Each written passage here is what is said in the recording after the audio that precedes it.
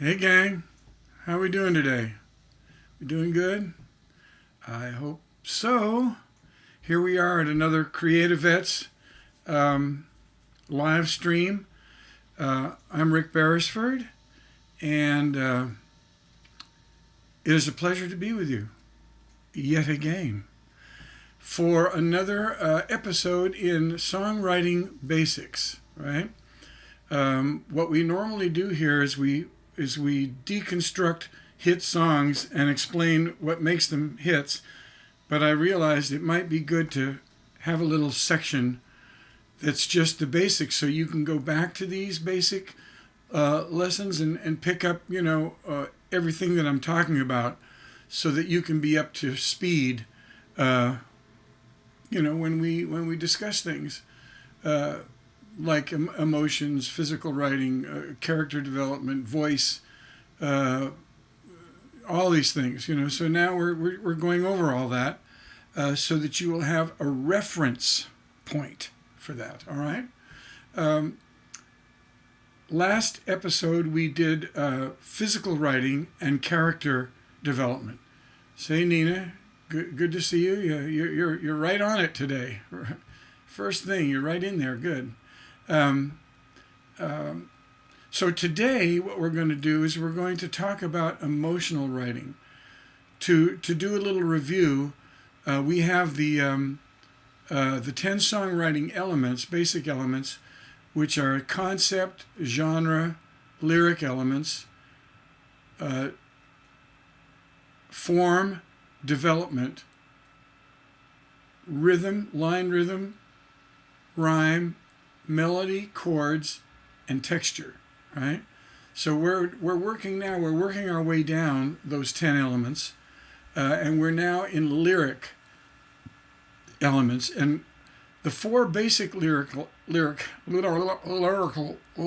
elements are physical writing, which we just covered, emotional writing, which we're going to cover today, symbolic writing, which will come probably in the next installment, and conclusive writing, which doesn't take a lot of time. All right. Okay, Nina, you got to get going. Well, it's all right. Luckily, the great thing about these lectures is that you can go on YouTube, go to the CreatiVets channel, sign up, subscribe, and then send them a boatload of money because, we need money. I'm doing this for free, but there's people, out there in the ether running the show that,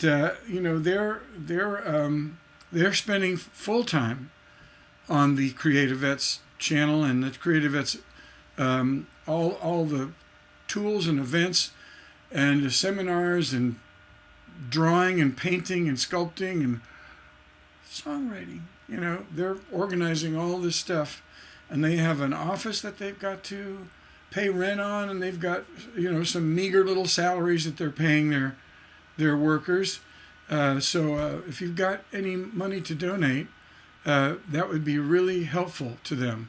They would really enjoy that. If you can do that, fantastic. This is my new look, by the way. How do you like it? I'm ready to go at any time, right? Ready to go. Yeah, yeah. Any rate, so I was just waiting to see if, just get some people on here. Just wait a couple of minutes before we get started. But maybe I'll have what? A little plasma. A little plasma.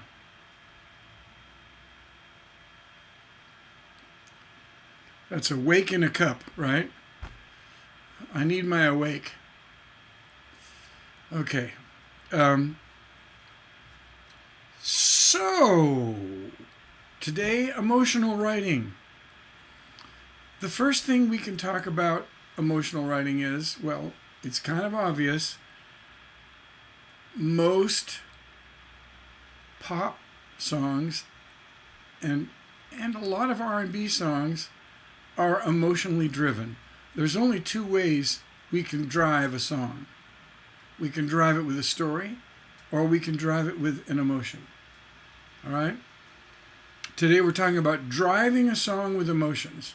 So emotion is the actual topic of the song. Such as yesterday, all my troubles seem so far away, now it looks as though they're here to stay. That's an emotional based song, right? And there's hundreds of thousands of them. They are very popular in the pop field. And why? Why are they so popular? Because they cut through the story, they cut to the bottom line, and just get to the heart, right? They get to it, just cut right to it. And that makes it, you know, a very intimate, emotional connection with the audience.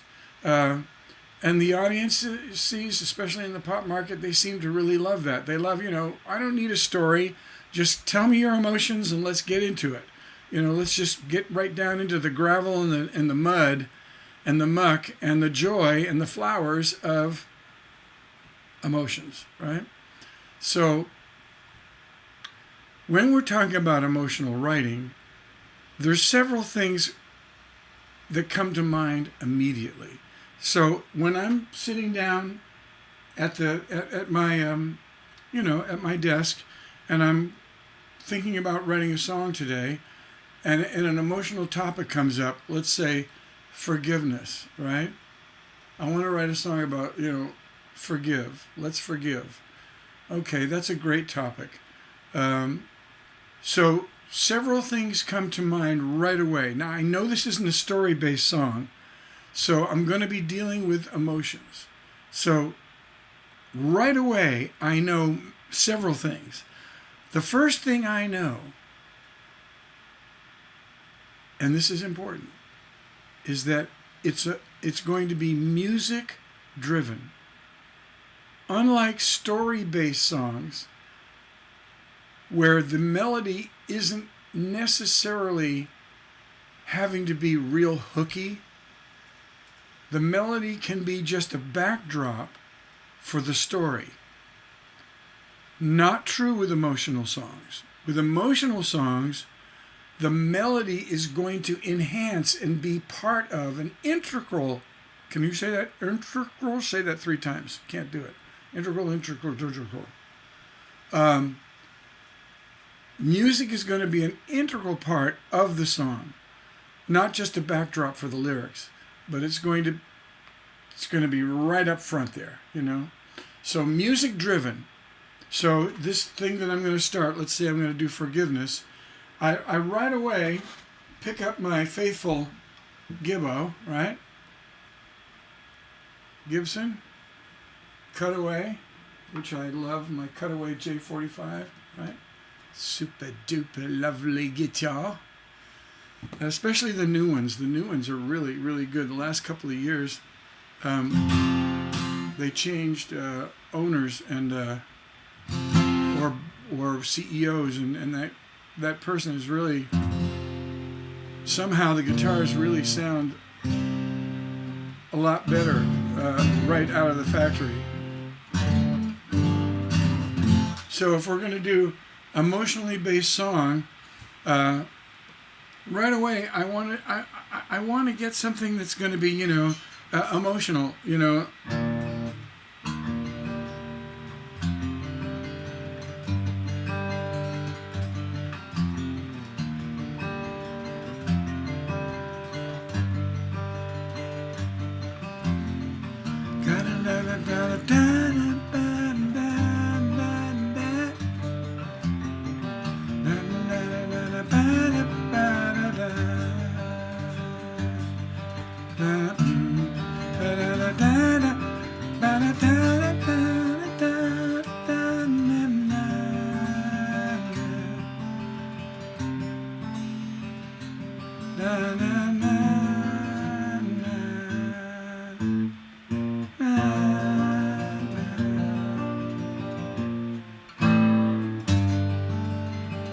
See what I mean?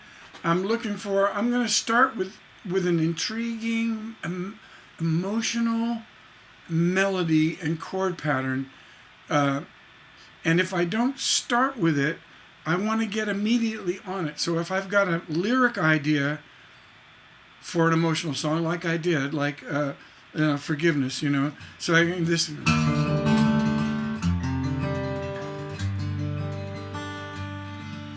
Forgiveness, forgiveness, forgiveness is all around me tonight. See what I mean? I'm gonna even though I have a topic, forgiveness, I right away want to get into the super emotional, cool way. And of course, this is a soft song. You can also, emotions can be very loud and huge, right? Like the first time I fell in love, can be the first time that I fell in love. Hey, it was with you. Hey, hey. First time I fell in love. It's gonna be, it's true, it's true, yeah, it is true. I'm really gonna be concentrating on the melody words. I really want to have a soaring or meaningful, melodic, and memorable melody, right? And memorable chords. It's something that's just hooky and just really just tells the story of my emotion.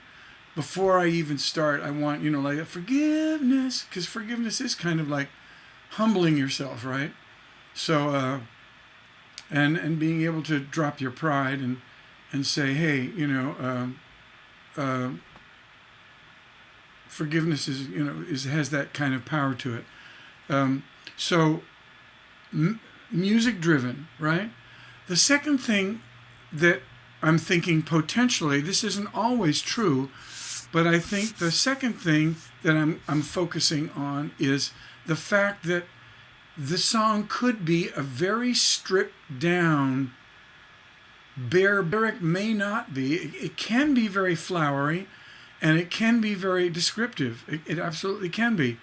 But emotional songs have the potential of what I would call oversimple lyrics.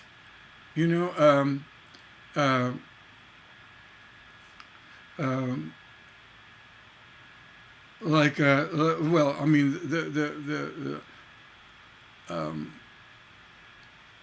like today I passed you on the street and my heart fell at your feet. I can't help it. I'm still in love with you. Another's by your side and he looks so satisfied. I can't help it. I'm still in love with you. That's a Hank Williams song. Hank has written some really Hank Sr. Has written some really beautiful and very simple and stripped down lyrics, to his song. Ba da da da da da da, ba da da da da ba da da da da da da, in love with you. Now a melody really hard to put a storyline to, wouldn't it? He walked into the bar and he sat down at the stool, said to the bartender, one more round. See what I mean? It's kind of like, whoa, that's weird. But when you say, today I passed you on the street and my heart fell at your feet, get right into that emotion, right? Just set up a little setting. Today I passed you on the street, any street, and my heart, right in, boom. We get right into that emotion. Bare bones, don't, I passed you on 32nd Street, right by the corner of Duval, and there was a bunch of drunk people hanging out, but I saw through the crowd, and there you were. I mean, see, no, it just cut right down, boom. Get the music going, da da da da da da da. How beautiful that is, and then just cut, boom, simple lyric, get to it, right? And again, it doesn't have to be that way. It can be more descriptive, But we have that wonderful potential for that super oversimplified, bare bones, from the heart statement, right? And we're going to talk about more about that in a minute, because, well, let's just get to another fact here. When you're speaking about emotions, when you're talking about emotions, unlike the details of the physical world, which are endless, emotions are finite. Interesting, isn't it? So how many ways can you say, I love you? I love you. I adore you. I cherish you. I like you too much. I worship. See what I mean? You start running out of descriptions until you get into the physical world. I love you like a bee loves honey. Now there's physical examples, right? So the emotional world is finite. Now that's very important to remember. So when we're writing oversimplified lyrics and we're cutting to the emotions and cutting out a lot of the details, what is the warning here? There's a warning attached to all this super simple lyric. The warning is, and I hear is Nina saying, cliche? You're right. Emotional writing can be cliched. Now, cliches are the best of all worlds, and it's the worst of all worlds, right? Because, hey, cliches, why are they cliches? Because they're very popular. People likes to hear them. It explains something very quickly in a very sort of maybe more than real way to say it is, like the cat's out of the bag. Of course, that's an old one for me, but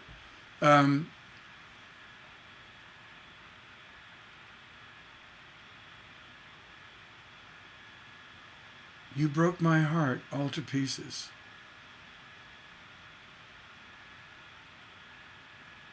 Hand in hand, we'll go through this life forever, right?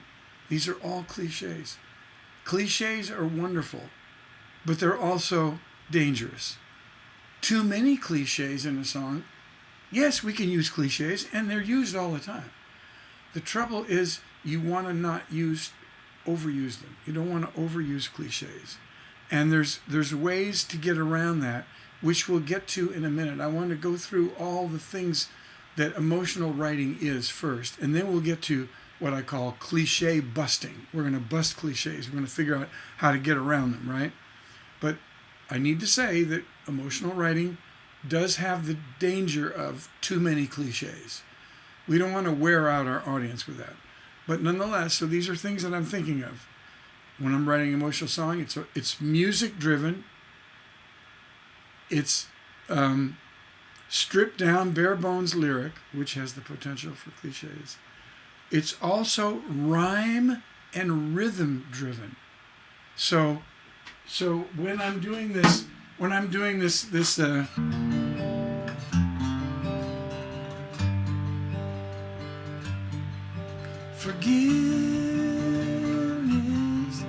it's the way that I love, it's the way that I love. Forgiveness, it's the way that I feel, it's the way that I know that you're gonna go, where you're gonna take a little time to know it's separated. See, I'm trying to break it up. I want my line length, my line rhythm to be predictable and then suddenly not predictable. So we're always in the songwriting world, we're always setting up emotions. Setting up expectations. We're setting up expectations, and then we're either giving the audience what they want or we're giving them a little surprise, right?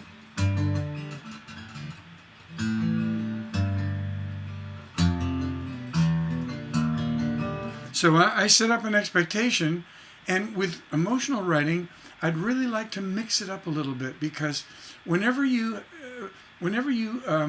give the audience a little surprise, you set up an expectation, and then you don't deliver it, you give them a little something that they weren't ready for, that gets their attention. Again, I want to stress that these surprises have to be happy surprises. So they can't be too radical, just enough to make the listener go, oh, what was that? Oh, I like that. That was different. I wasn't ready for that. That's great. We don't want, ooh, what was that? Okay, so we know that. So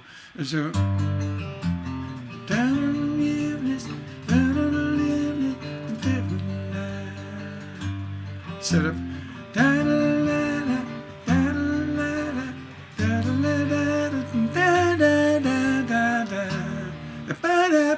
That was a little different. See, you weren't totally ready for that. A little bit of contrast, and then after that we can go down.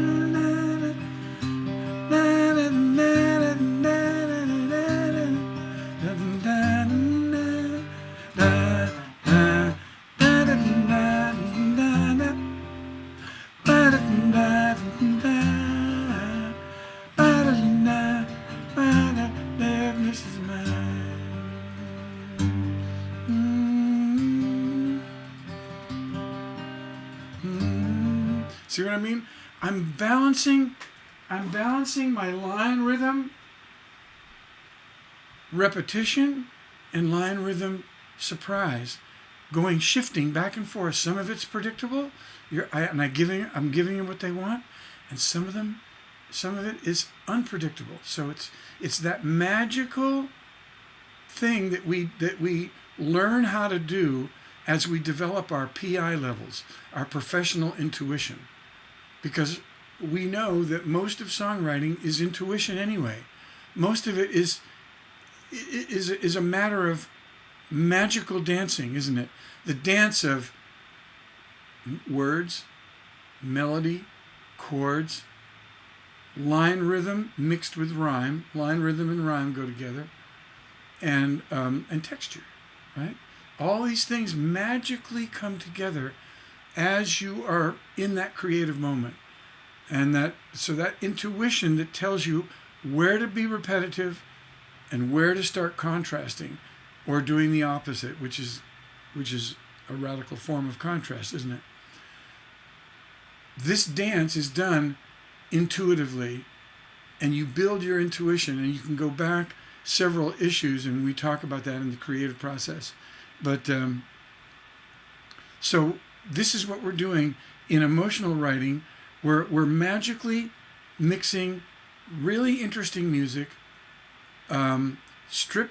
potentially stripped down, bare bones lyric, line rhythm that's a little bit, a little bit mixed up. We start something and we make it predictable for a minute, and then boom, we give them a little surprise, a little something new in the line rhythm. And we do the same thing with rhyme. Our rhyme scheme might be, and we're going to talk extensively about rhyme in a future lesson, basic, on these basic lectures. But we could start with a rhyme that's like A B B, like da da da da da da da A, ba da da da da da da da sway, and then ba da da da da da go, ba da da da da da da slow. That's A B B. Now for the chorus, let's do something different. Or even for the pre-chorus, let's do a different rhyme scheme. Da da da da da oh, da da da da da da da sing, da da da da flow, right? That's an asymmetrical lines, and only every other line rhymed, right? The second and fourth line rhymed. Or we can do a triplet rhyme. Ba-da-da-da-da-da bing, ba-da-da-da-da-da sing, ba-da-da-da-da-da wing, and then break into a chorus. All right, so our verse might have been A, B, B, and our pre-chorus is C, C, C, 3 lines, and that's unbalanced because you're expecting 2 or 4 lines. We're always thinking in couplets, but when you do 3 lines, that seems to be a little bit uneven, and so you create stress. Going into the chorus, boom, and now we're going to, in the chorus, we might do XA, XA, or we might do AB, AB, or something that's different than the verse. So we have that contrast, constantly keeping the listener's interest, right? So we use all these things, all these little gimmicks and tricks to keep the listener's interest with a stripped down lyric, right? We know that the stripped down lyric, the bare bones lyric, can be it can be boring, you know, and so the music and the line rhythm and the rhyme scheme and you know, the melody and the chords, all this combined is going to heighten the emotionality is, can we use that word, emotionality, of the song, right? So that those stripped down bare bone lyrics really work, right? So we use contrast, we use repetition, right?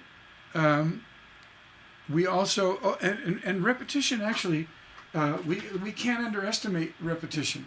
So in a bare bones kind of song, repetition, you know, can heighten, like for instance, a cliched line like "I'll always love you." So we're going we're going, forgiveness is what I've been through. It's what I've been through. Forgiveness.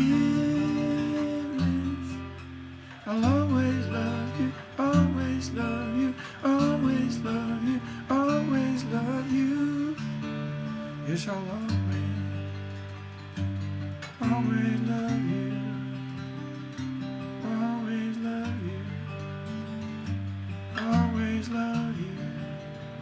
See how? So something like "I'll always love you" is pretty mundane, right? But repeating it over and over and over, suddenly you give it validity, don't you? It's suddenly like the most important thing you've ever said. Repetition is a great tool to remember in emotional writing. I'm going to use a lot of repetition. I'm not afraid of it. I'm going to have a great melody and great chords to go with it. So it's going to make my point, you know, and the point that I wanted to make there is that, you know, forgiveness, you know, in this case, I'm thinking she forgave him or me, my better half forgave me, and that's, you know, I'm really, you know, thrilled at that you forgave me and that you let us move on because I'll always love you. You know, in the bottom line is forgiveness to real love, right? You can't have real love without forgiveness, right? Because we're always, the human condition is an experimental thing, isn't it? Isn't it? We're always, like every day is like, woo, it's another experiment in trying to keep things together, trying to do my job, trying to get past our little differences in our relationships, and so you know, we're going to make mistakes. That's the part of the human experiment is mistakes, and so forgiveness would be a necessity to having a great and true and lasting love relationship. Yeah. So. Okay, now, having said that, another thing that I keep in mind when I'm writing I'm going to contradict myself now. Are you ready? I'm going to do it. I am going to do it because songwriting, like life itself, is very wiggly. And there are no straight paths from here to here, are there? No. It's a wiggly thing, right?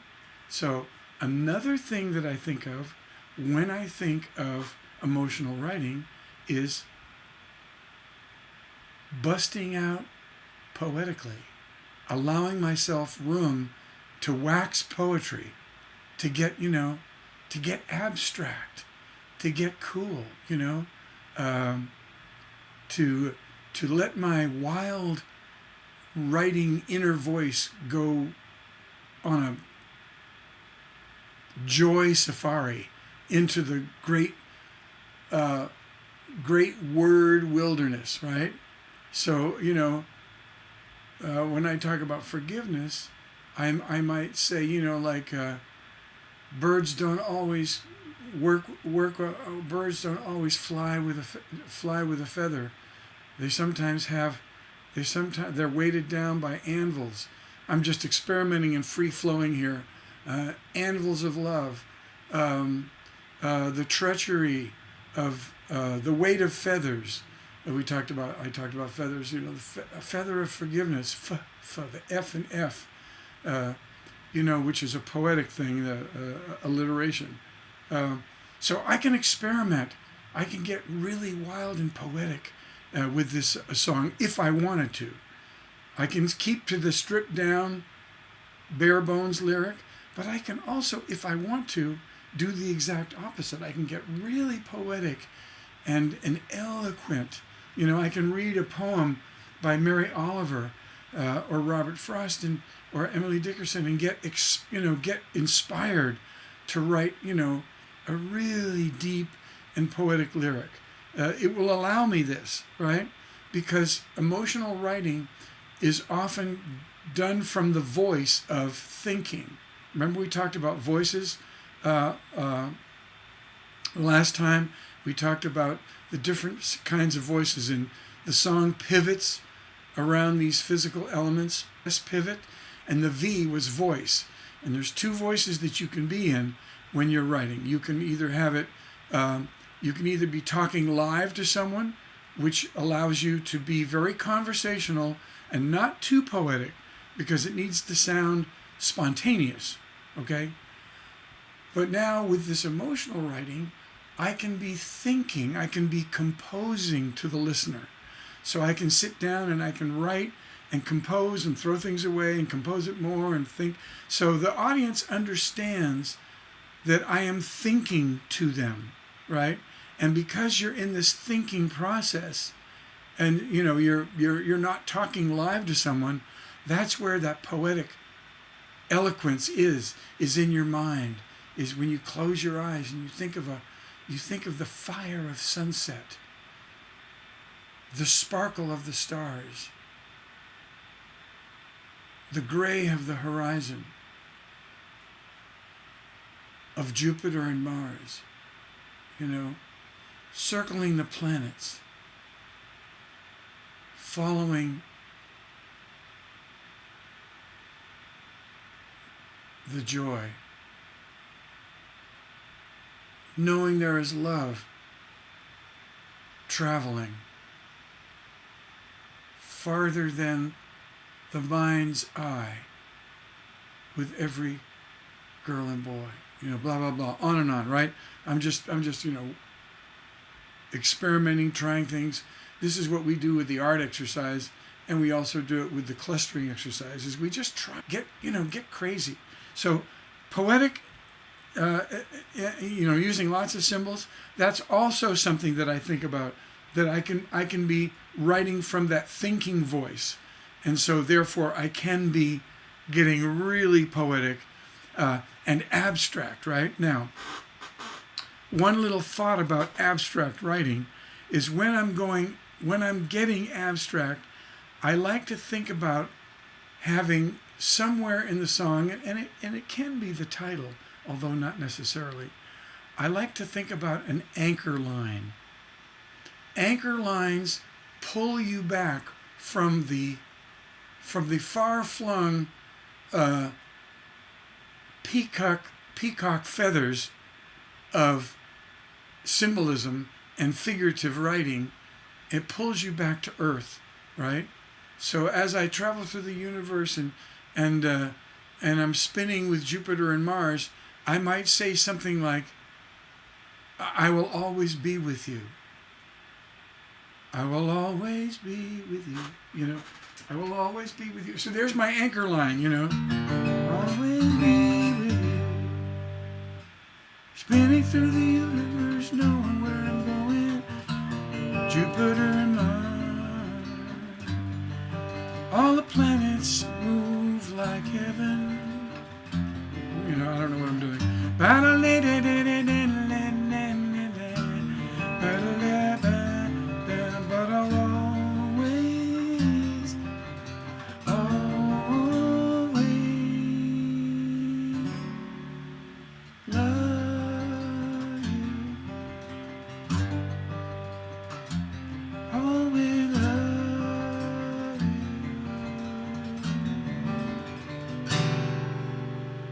You know, there's my anchor line. You know, looking for that anchor line that's going to bring the listener back to kind of sum up all the crazy writing, all the far-flung images. It wraps it up and pulls it together and gives it a center of gravity that makes all the other stuff, kind of puts it together and kind of makes it make sense, right? Do you have to have an anchor line? Absolutely not. No. It's just nice to know that when you're writing abstract writing, that it's good to keep in mind that an anchor line might be something that you want to have in the song to bring it, you know, to bring the whole thing, to bring the abstract stuff together. And so when I say, you know, like Jupiter and Mars, the universe flowing, turning around the sun, will always be together.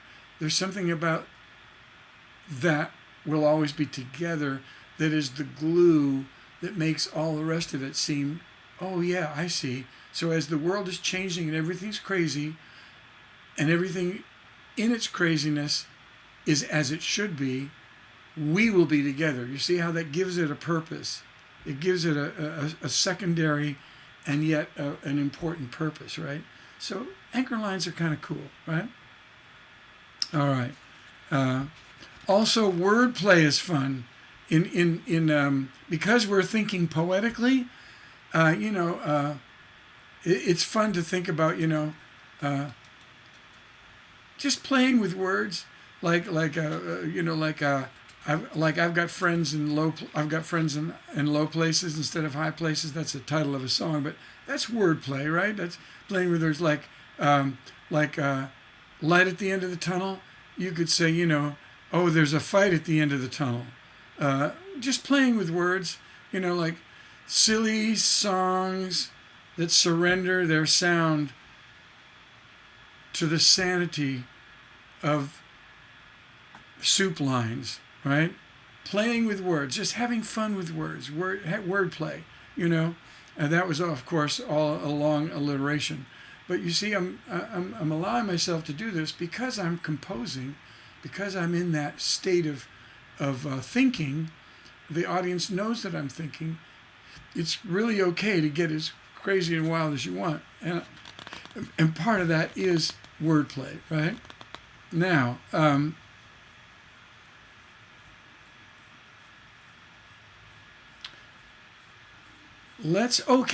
so having said all that, I will say emotional writing is, even though we can use oversimplified writing, we know that that's a legitimate thing we could do. We also can enhance our emotions with our physical examples and our physical symptoms, right? So we can have symptoms and examples of how we feel, our feelings. So when I think about, we're talking about forgiveness, I could use an example of that, you know, remember when you said you were sorry, and I could tell, the day that, that weekend when we went to the lake, when things didn't work out the way they should have, and this and that and the other. So you can use physical examples, which would, of course, take the song out of that oversimplified style. But that's okay, too.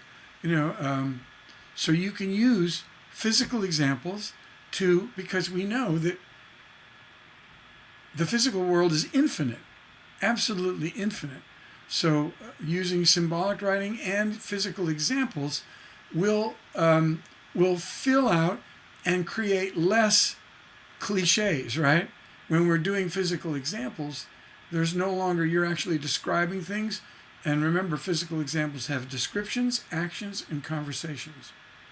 You remember when we said that the lake was the place to go?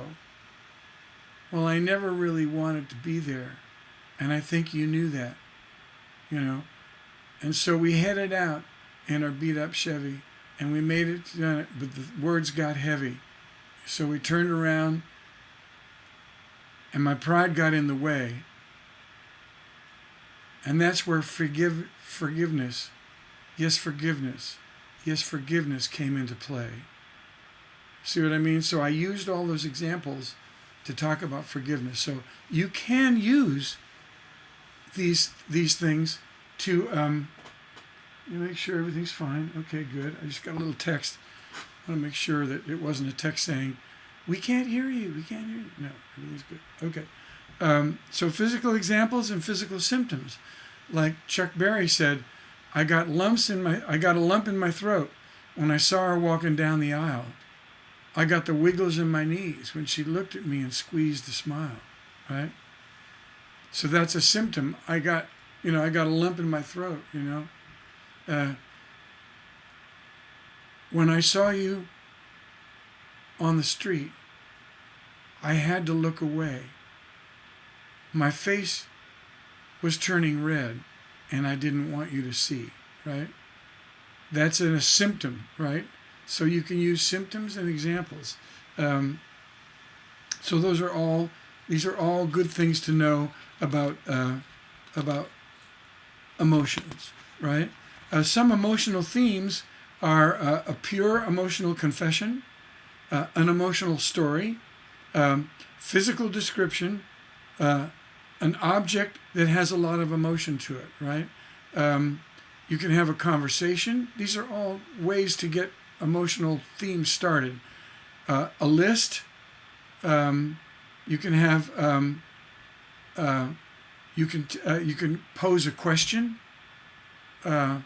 You can make a rash, bold statement, a controversial statement. These are all popular ways to get started with emotions, right? You can do a figurative symbol, a symbol that represents an emotion. Like, I'll take a bite out of the apple. I'll take a bite out of that apple. And I knew it fell from the tree. I took a bite out of the apple. And I looked at you in a brand new way to see, with a brand new light to see, or a brand new darkness, depending on how you want to talk about it.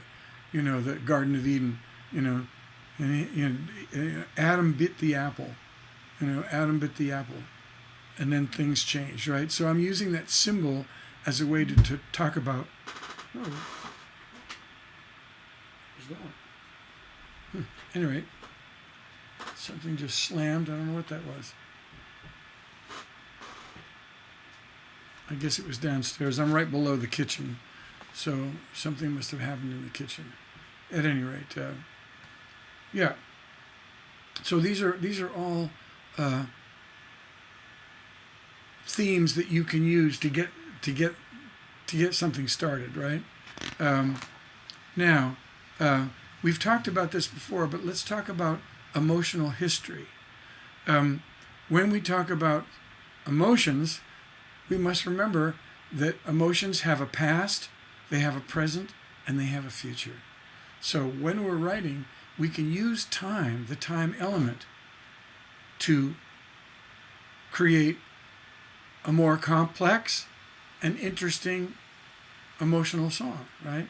So keep in mind all the things that happen that are involved with that emotion. What is the history of that emotion? So while you're writing down and you're jotting your art exercise or your clusters, you can write, what was the very first time I felt this emotion? And then you can go back to your childhood. What did your mom say about forgiveness? What did your church say about forgiveness? Or your synagogue or your mosque, or whatever your shrine or place of worship is. What did it say about forgiveness? And then how did you feel about forgiveness? Like literally 5 minutes ago, before the song started. You may have had an enlightened moment, and the song is all about that enlightened moment.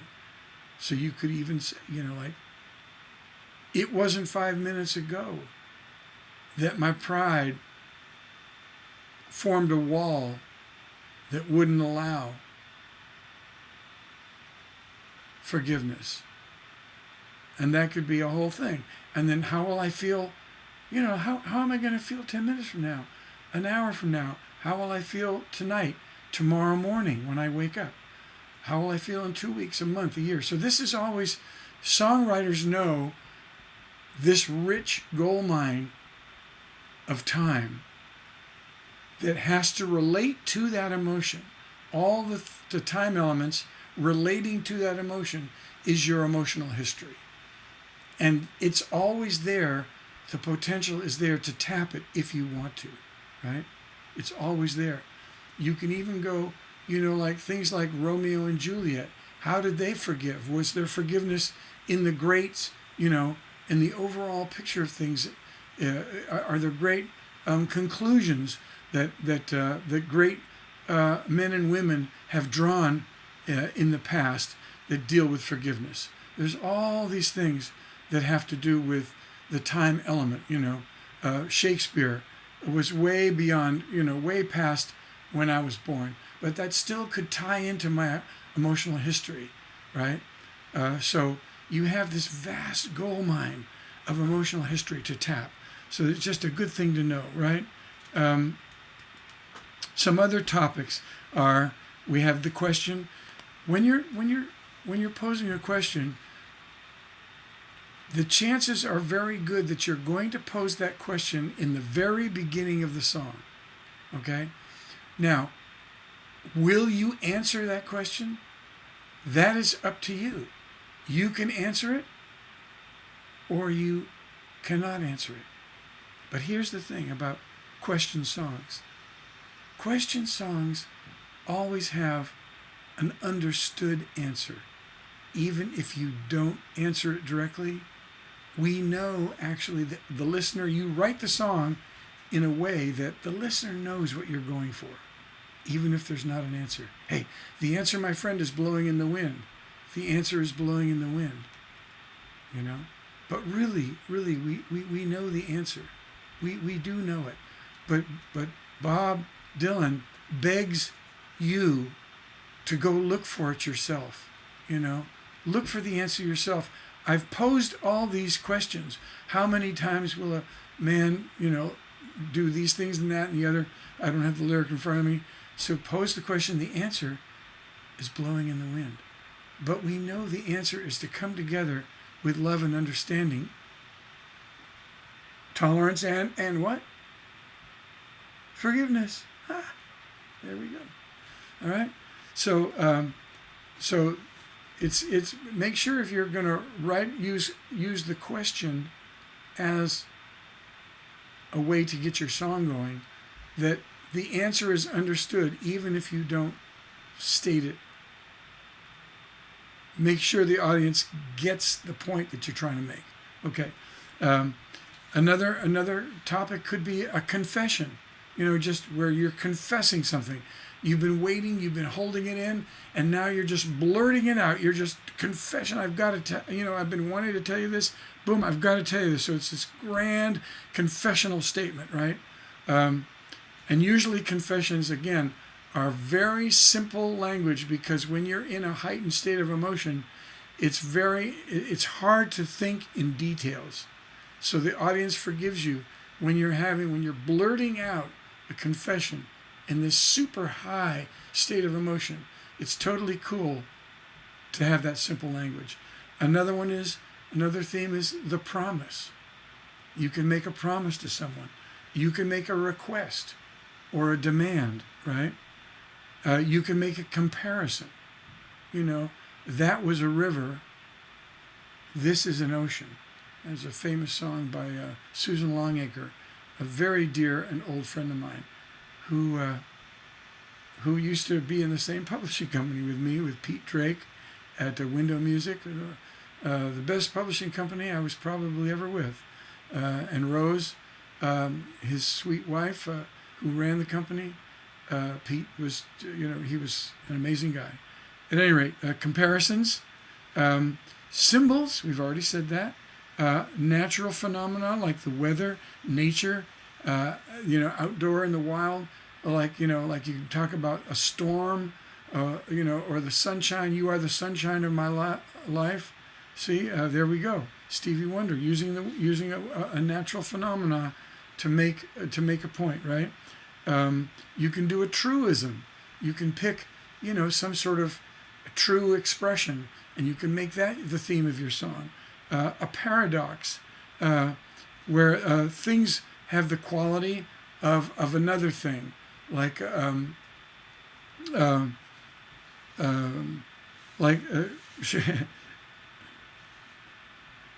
good reason to stay. At any rate, paradoxes are fun to do. A contradiction. You say one thing, but you mean another, right? So you try, like a song like "I'm Not in Love." What? Are you kidding me? We know that you're in love. Really? Yeah, you're in love. An irony. That's a humorous look at your failures, right? Like one of the greatest irony songs is "Send in the Clowns." Isn't it ironic that now that I've finally decided to love you, I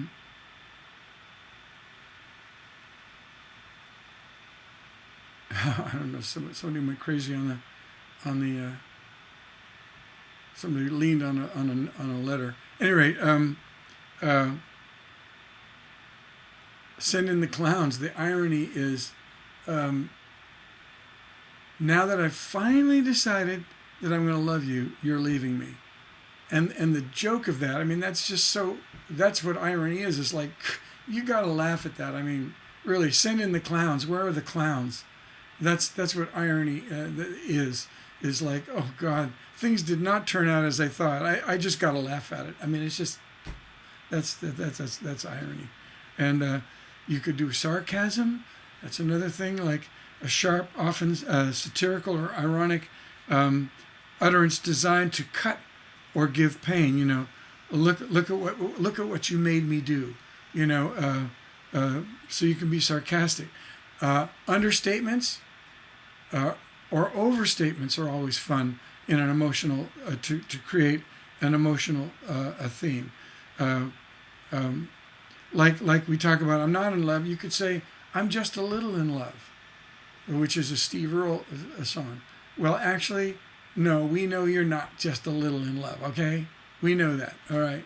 And then, of course, the overstatement, mountains high, valley low, I will love you till the stars fall from the skies, big overstatement.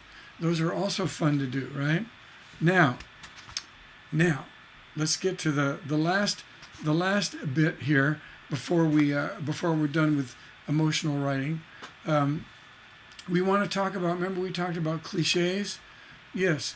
So there is a way to deal with cliches, even though we said yes, you can have them in your song, but using them sparingly is obviously one way to deal with them. Is just don't use them a lot. But let's also talk about if we're not going to use them a lot, where could we put them in the song? Well, the first way to deal with a cliche is maybe not put it on the opening line or the closing line of your section. So let's say you've got a verse, that's a section. A chorus is another section. A bridge, these are all sections. I would think twice before I started a song hand in hand. We'll walk together hand in hand through this life, woman and man. I might think that might not be a great way to start a song or a chorus. It does sound more like a chorus, doesn't it? And again, these things have to be weighed. Like maybe your song is called Hand in Hand. Maybe that is your song. Well, if it is, then you're going to drive that home with probably a lot of repetition. Hand in hand, in hand, we walk together, woman and man. Hand in hand, in hand, in hand, I'll always gonna be your man. Hand in hand, in hand. Okay, see, now that's okay. That's working because I just drove it home. But if we're just going to go hand in hand, we'll go through life together, I'm going to consider not opening or closing my section with a cliche. It's called a cliche sandwich, where I'm going to have a line that's opening the song. It's not cliched. Put that cliche, and if I really like that expression, hand in hand, I'll put it somewhere in the middle of the section. And then close with another line that is not cliched, right? And the reason for this is people have a tendency, and it's been proven, to remember beginnings and endings. They call that primacy and recency, right? So primacy is beginnings and recency is endings. So if I give you a set of numbers, 4, 2, 3, 8, 5, 9, 2, 9, 8, 3, 7. We have a tendency to remember the first number that we started with and a tendency to remember the last number, but we forget the stuff in the middle, right? So I say, okay, remember these numbers. 2, 5, 6, 4, 3, 7, 8, 5. You remember the 2, and then you remember the 5, right? So we don't want to put our cliches in memorable spots. We don't want to highlight them, right? Unless, of course, it is the theme of the song, right? So the cliche sandwich, we put something non-cliche at the beginning, put that cliche in there, that hand-in-hand thing somewhere in the middle, and then close it with a non-cliche line, right? Okay, the second thing we can do to deal with cliches is change them just a little bit. Remember I talked about like light at the end of the tunnel? You could say light at the end of my Saturday night, or fight at the end of the tunnel, or see how I'm manipulating it.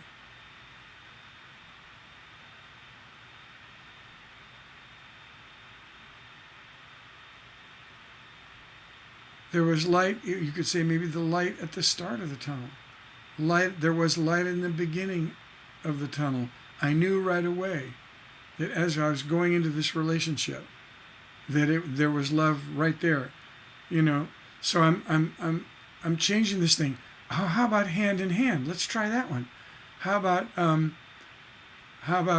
oh no, I know, deep in my soul. Let's do that one. Deep in my soul. That's pretty cliched. What if we say down in my soul? What if we say up in my soul? What if we say somewhere lost in my soul? And here's a great example of cutting to simple lyric that's not cliched. I could say, instead of deep in my soul, I could say, just cut to simplicity. Here in my heart. Just here in my heart. See, that's an oversimplified, bare bones statement that's not as cliched as deep in my soul, right? Lost in my soul. See how I'm owning it by changing it just a little bit? I own lost in my soul. You haven't quite heard that, right?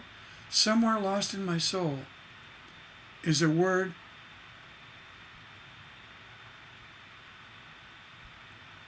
that's tired of growing old. Forgiveness, right? See how I'm back to that forgiveness theme again. I'm brainstorming forgiveness. So that's a way to deal with cliches, is alter them just a little tiny bit, right? And then another way to deal with cliches is simply to take them out, like I did. Deep in my soul, I said, wait a minute, what does deep in my soul mean? It means here in my heart. And here in my heart has the same bounce as deep in my soul, and it also has an alliteration. Here in my heart. Here in my heart. That's kind of cool. It's got a little ping of rhyme in the alliteration, and it also is very honest and simple. So that's one thing. Another thing you can do with cliches is just replace it with an honest, simple line, simple truth that's not cliche. The next thing we can do is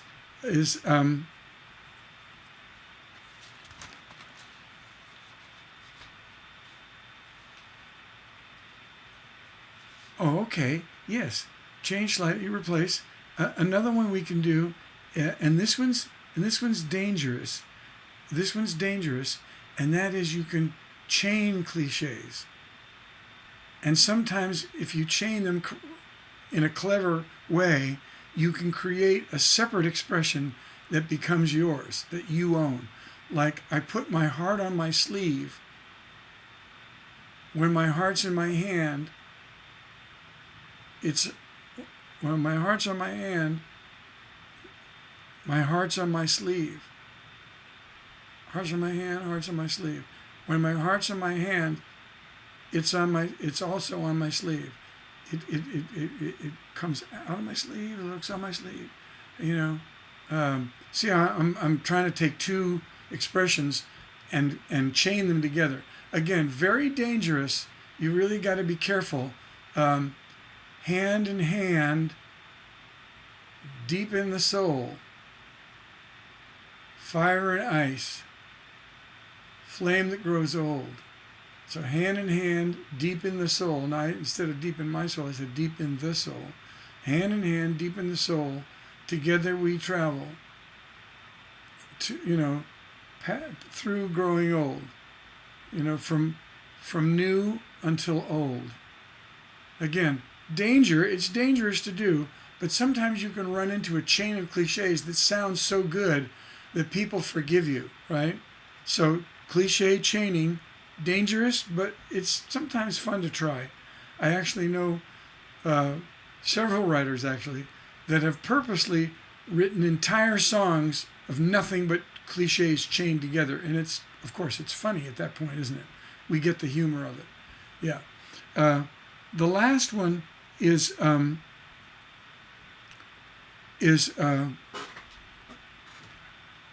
what we've already talked about, but I'm going to say, if you've got a cliche like hand in hand, right? Okay, that's a cliche, but hand in hand, and hand in hand, and hand in hand, hand in hand, and hand in hand, together. Hand in hand, we'll go through life. Hand in hand, we'll be my wife. Hand in hand, gonna roll forever. So it's repetition, right? That's another thing we can do with the cliches. We can just repeat it. And repetition gives something that would normally not have very much legitimacy. It gives it validation. It gives it legitimacy, right? Yeah. So those are some tricks to deal with cliches, right? So to review, the cliche sandwich, getting rid of it and changing it for something else, changing it just slightly so that we own it, chaining them together, dangerous but sometimes fun, and a repetition, repeating it, right? So those are just ways of dealing with cliches. I'm a poet. Well, I know it. So that wraps up our emotional writing tutorial, okay? I hope you've enjoyed it. I hope you learned a little bit. And on Friday, we're going to talk about symbolic writing, okay? So Friday, I'm going to write this down. Friday, we're going to do symbols, all right? Okay, good. And then, yeah, so we're going to have fun with that. We're going to have fun with symbols, all right? So until Friday, I hope you guys have a wonderful rest of your week. Stay safe. Remember, keep it on the double nickel. I'll see you on the flip-flop.